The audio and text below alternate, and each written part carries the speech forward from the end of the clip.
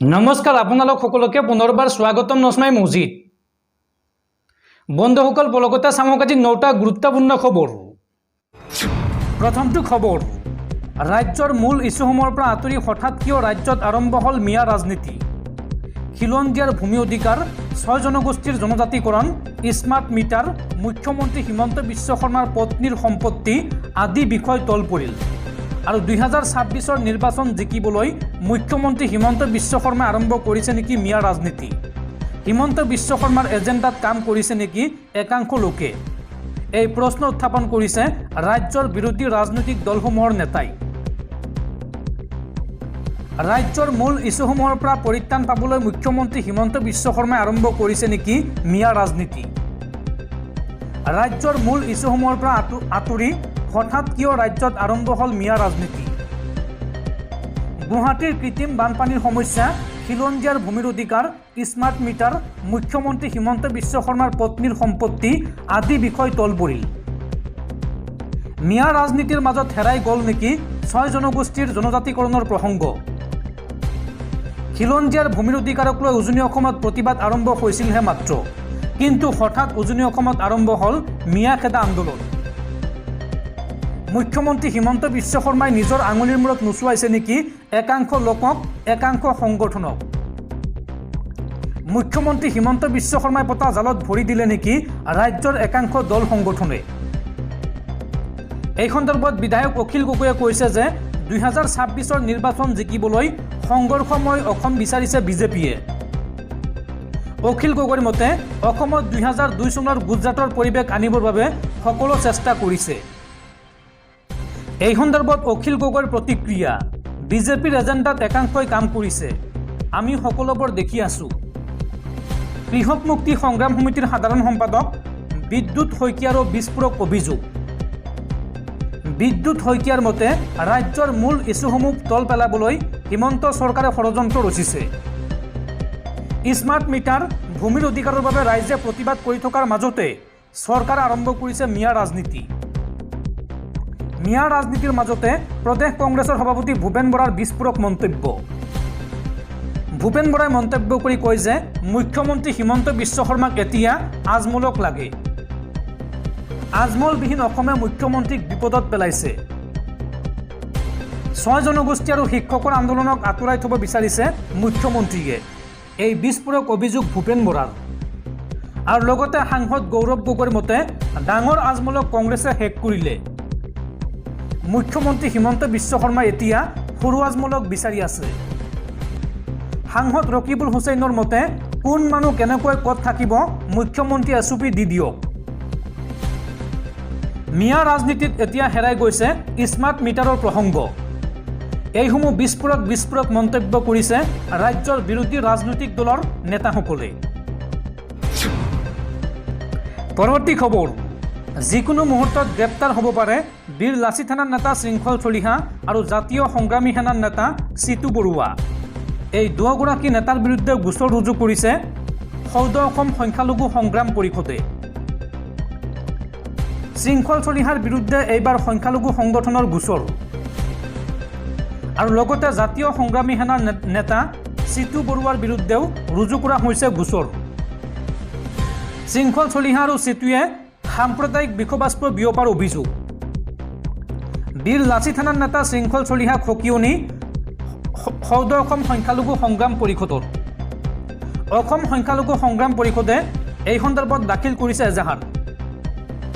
নেতাদ্বয়ৰ বিৰুদ্ধে উচতনিমূলক বক্তব্য দিয়াৰো অভিযোগ। নগাঁও সদৰ থানাত এজাহাৰ দাখিল সংখ্যালঘু সংগ্ৰাম পৰিষদৰ।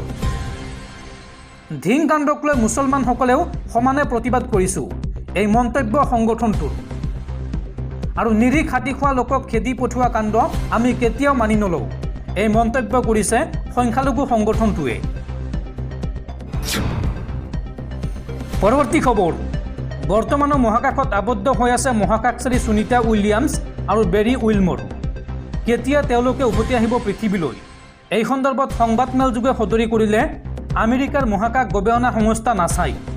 নাছাৰ মতে 2025 চনৰ ফেব্ৰুৱাৰী মাহতে পৃথিৱীলৈ উভতি আহিব সুনিতা উইলিয়ামছ আৰু বেৰী উইলমৰ। আৰু তেতিয়ালৈকে আন্তঃৰাষ্ট্ৰীয় মহাকাশ প্ৰতিষ্ঠানতে থাকিব লাগিব বুলি সংবাদমেলযোগে সদৰি কৰিছে আমেৰিকাৰ মহাকাশ গৱেষণা সংস্থা নাছাই। উল্লেখযোগ্য যে তেওঁলোকৰ যি মহাকাশযান ষ্টাৰলাইনাৰৰ বিজুতিৰ বাবে স্পেচ এক্সৰ মহাকাশযানে এতিয়া শেষ ভৰসা এই দুয়োগৰাকী মহাকাশচাৰীৰ। দৰ্শকসকল আৰু বহুতো গুৰুত্বপূৰ্ণ খবৰ আছে। তাৰ আগতে আপোনাক জনাওঁ যে যদি আপুনি এতিয়ালৈকে এইটো ভিডিঅ'ত লাইক কৰা নাই তেন্তে এতিয়াই ভিডিঅ'টোত লাইক কৰি দিয়ক আৰু এনেকুৱা ধৰণৰ ভিডিঅ'সমূহ নিতৌ চাবলৈ চেনেলটো ছাবস্ক্ৰাইব কৰি কাষত থকা বেল আইকনটো প্ৰেছ কৰি ৰাখক। পৰৱৰ্তী খবৰ, উজনি অসমত মিয়া বিৰোধী প্ৰতিবাদ আৰম্ভ হোৱাৰ মাজতে শিৱসাগৰ আৰক্ষীয়ে আৰম্ভ কৰিছে অপাৰেশ্যন বৰ্ণচাইন। এতিয়াৰ পৰা প্ৰতিবাদ আৰু উচতনিমূলক বক্তব্য দিলেই গ্ৰেপ্তাৰ হ'ব সংগঠনৰ নেতা আৰু এই সন্দৰ্ভত শৃংখল চলিহা চিতু বৰুৱাকে ধৰি বহু সংগঠনৰ নেতালৈ চমন জাৰি কৰিছে শিৱসাগৰ আৰক্ষীয়ে। পৰৱৰ্তী খবৰ, এইবাৰ গোৱালপাৰাত ধিংসদৃশ ভয়ংকৰ ঘটনা। বৃদ্ধই সংঘটিত কৰিলে ঘৃণনীয় কাণ্ড। পুনৰ যুৱতীক যৌন নিৰ্যাতন। ৭৫ বছৰীয়া বৃদ্ধ আৰু ৫৫ বছৰীয়া লোকৰ বিৰুদ্ধে উত্থাপন হৈছে গুৰুতৰ অভিযোগ। ইটোৰ পিছত সিটো জঘন্য কাণ্ডই জোকাৰি গৈছে ৰাজ্য। ধিঙৰ ভয়ংকৰ কাণ্ডৰ পিছতে পুনৰ ৰাজ্যত আন এক জঘন্য ঘটনা। এইবাৰ গোৱালপাৰাৰ মৰ্ণত দুটাকৈ জঘন্য কাণ্ড। ২ কিশোৰীক যৌন নিৰ্যাতন, দুটাকৈ লম্পটৰ। এগৰাকীক যৌন শোষণৰ চেষ্টাৰ বিপৰীতে আনগৰাকীক যৌন নিৰ্যাতন।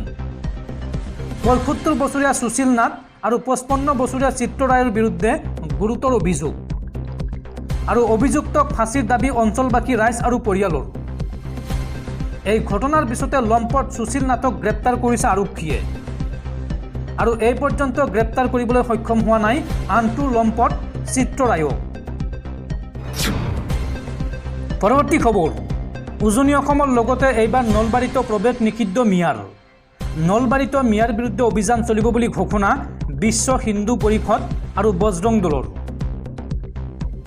উজনি অসমৰ পিছত এইবাৰ নলবাৰীত প্ৰৱেশ নিষিদ্ধ মিয়াৰ।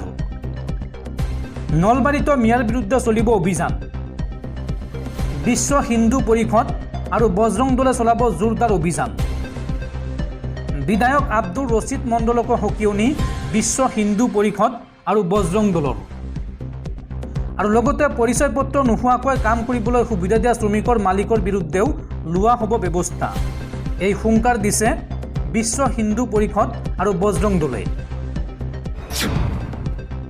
পৰৱৰ্তী খবৰ, ৰাজ্য কঁপাই যোৱা ধিঙৰ ঘটনাক লৈ মুখ্যমন্ত্ৰী হিমন্ত বিশ্ব শৰ্মাৰ পুনৰ বিস্ফোৰক মন্তব্য।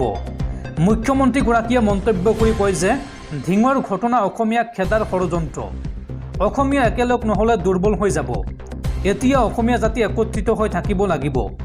ধিং কাণ্ডক লৈ পুনৰ এই মন্তব্য মুখ্যমন্ত্ৰী হিমন্ত বিশ্ব শৰ্মাৰ। ধিঙৰ ঘটনা অসমীয়াক খেদাৰ ষড়যন্ত্ৰ আৰু এতিয়া অসমীয়া একেলগ নহ'লে দুৰ্বল হৈ যাব। অসমীয়াৰ মাটি দখল কৰিবলৈকে এনে কাণ্ড কৰি আহিছে। এতিয়া অসমীয়া জাতি একত্ৰিত হৈ থাকিব লাগিব। এই মন্তব্য ৰাজ্যৰ মুখ্যমন্ত্ৰী হিমন্ত বিশ্ব শৰ্মাৰ। পৰৱৰ্তী খবৰ, বিদেশী সমস্যাক লৈ চৰম উদাসীন বিজেপি চৰকাৰ। এই সন্দৰ্ভত বিধানসভাত গৃহ বিভাগৰ তথ্যত ওলাল চৰকাৰৰ সদিচ্ছাৰ স্বৰূপ। অসমত বৰ্তমান মুঠ ঘোষিত বিদেশীৰ সংখ্যা ৫৪,৪১১ গৰাকী, কিন্তু ২০১৭ চনৰ পৰা বৰ্তমানলৈকে বহিষ্কাৰ কৰা হৈছে মাত্ৰ ২৬ গৰাকীক। অসম বিধানসভাত প্ৰকাশ পাইছে এই তথ্য। পৰৱৰ্তী খবৰ, দেশত পুনৰ ধৰ্ষণৰ ঘটনা। এইবাৰ বাছৰ ভিতৰত ধৰ্ষণ কৰিলে কিশোৰীক। ঘটনা সন্দৰ্ভত আৰক্ষীয়ে গ্ৰেপ্তাৰ কৰিছে ৫ পাখণ্ডক। দেশত সংঘটিত হৈ আছে ইটোৰ পিছত সিটোকৈ জঘন্য ধৰ্ষণৰ ঘটনা। যোৱা সোমবাৰে ডেৰাডুনত সংঘটিত হয় এক লোমহৰ্ষক ধৰ্ষণ কাণ্ড। এখন বাছৰ ভিতৰত কেইবাটাও পাখণ্ডই মিলি ধৰ্ষণ কৰে কিশোৰীগৰাকীক। জানিব পৰা মতে দলবদ্ধ ধৰ্ষণৰ সৈতে জড়িত আটাইকেইজন অভিযুক্তক গ্ৰেপ্তাৰ কৰিছে আৰক্ষীয়ে। দেওবাৰে আৰক্ষী অধীক্ষক অজয় সিঙে জনোৱা মতে পটেল নগৰ থানাত অভিযুক্তৰ বিৰুদ্ধে পক্সো আইনৰ অধীনত গোচৰ ৰুজু কৰা হৈছে আৰু আৰক্ষীয়ে প্ৰমাণ সংগ্ৰহৰ বাবে কাম কৰি আছে। আৰক্ষীৰ সূত্ৰ অনুসৰি গ্ৰেপ্তাৰ কৰা ৫জন অভিযুক্তৰ ভিতৰত ৩জন উত্তৰাখণ্ড পৰিবহণ বিভাগৰ কৰ্মচাৰী। যোৱা সোমবাৰে ডেৰাডুনত বাছত এগৰাকী কিশোৰীক দলবদ্ধ ধৰ্ষণৰ অভিযোগ উত্থাপন হৈছিল। কিশোৰীগৰাকী উত্তৰ প্ৰদেশৰ মৰ্দাবাদৰ। ভ্ৰমণৰ সময়ত ডেৰাডুনলৈ নিয়াৰ প্ৰস্তাৱ দি বাছৰ চালক আৰু কণ্ডাক্টৰ আৰু আন কেইজনে মিলি কিশোৰীগৰাকীক ধৰ্ষণ কৰে।